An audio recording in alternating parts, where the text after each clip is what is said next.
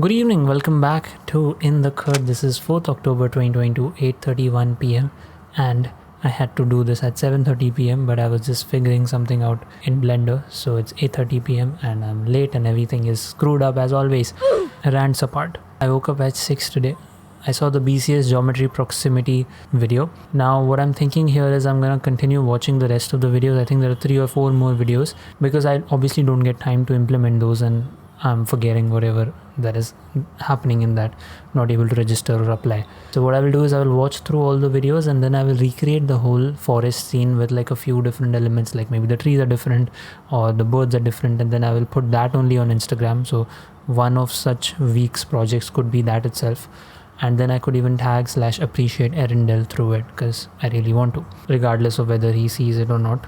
Now 8:25 I started with the Tata leftovers, and up until I think 10:30 I was working on that.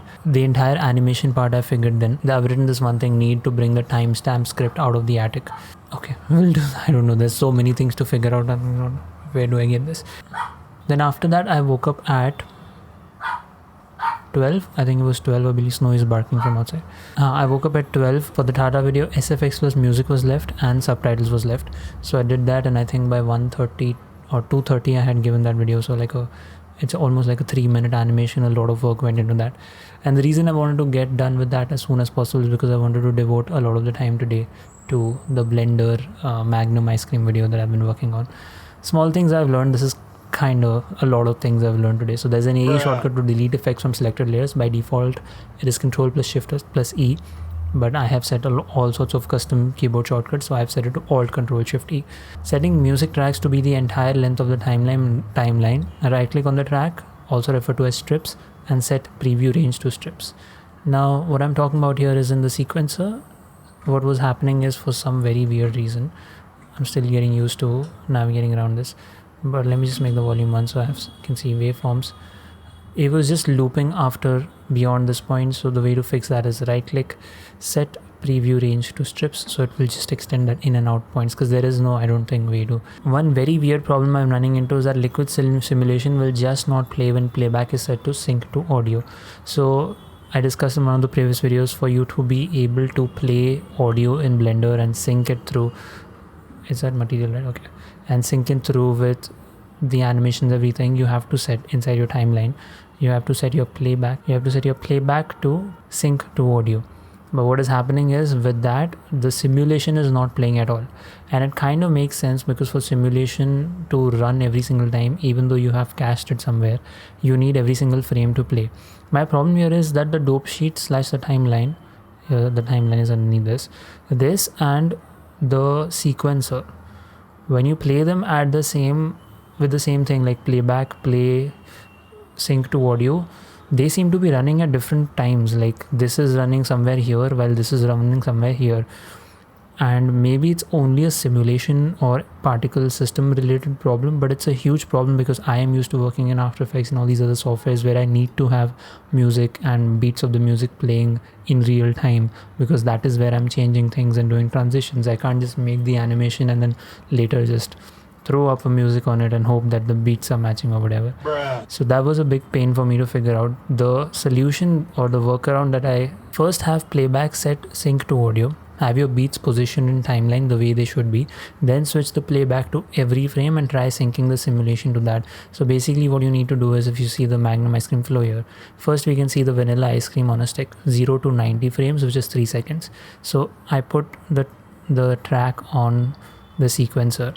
I kind of wrote down here what is the seconds in which I want things to move. Like for example, the simulation for chocolate, I wanted to go from 91 to 250, so it has to start at around 75, right?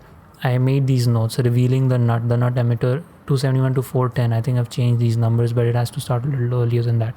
I made these points and then I went back to play every single frame, and then to these I just stuck to these time frames and it kind of worked. So that is like my workaround for this. You cannot have music playing behind and also have your simulation sync to it the way you want them to, because the simulation in itself is so much to figure out. Adding this additional layer of figure this out as well is just not needed, just not necessary. Trying to be a little more articulate and not do like ahs and oohs, because that's very unprofessional.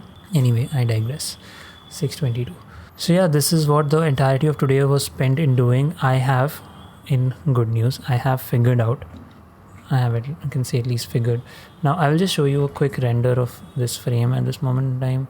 I'm running 128 tiles, and I think the samples is at 256. It's showing 52 of 135. So here the mesh, I have cached it out in 128 resolution divisions instead of the 64 that I was doing. Okay, this was initially, I have picked up a wrong frame, but this is how the liquid is looking, very artificial right now. My main problem with this situation here is that because I am having, okay, I'll just show you what is happening first. You can see it. Just ignore this ground nonsense I've done for a while, and let's just focus on this. All the camera movement is done with one camera and using CG Boost technique of follow the path. Okay, so we start here. Okay, we are at the wrong side. Let me just go to camera view. It's a lot better. Okay, so we zoom out of the vanilla ice cream. Vanilla stick. Is music playing somewhere? Wait, music is playing on my Sony. Then we have the camera moving on. It would be nicer if I could just have... Is it on rendered?